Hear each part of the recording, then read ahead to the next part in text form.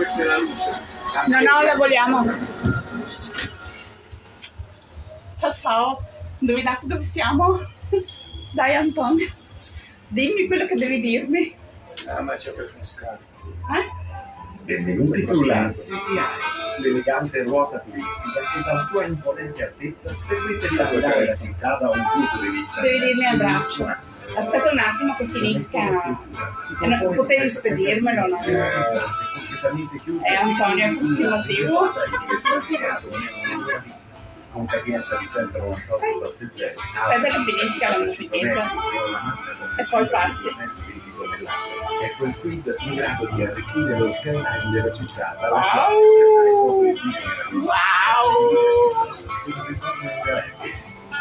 Dalla sua altezza panoramica si può ammirare la città di Alghero, un luogo di Questo è un regalo capitale della che ci regione, unisce grazie ai soldati nella nostra vita. di una pregiata verità di Amore mio, io ti amo, messa oggi e a per una grande sempre. importanza di carattere economico e culturale.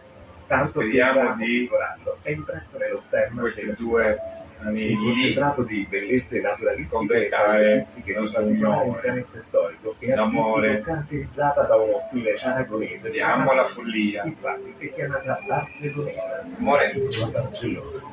Non solo per la forte influenza architettonica e culturale avvenuta ai tempi, ma anche linguistica. È tuttora in un bel catalano. La passeggiata sorregolare nella città si porta ad attraversare luoghi magici strettamente, abazioni e torri.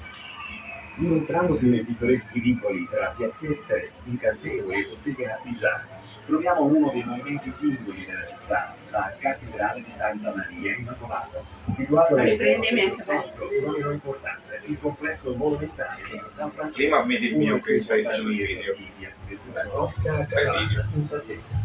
Tappe imperdibili alla scoperta della storia e la cultura di Alghero è il Museo del Coraggio, ospitato nella bellissima Io ho l'anello. necropoli. Io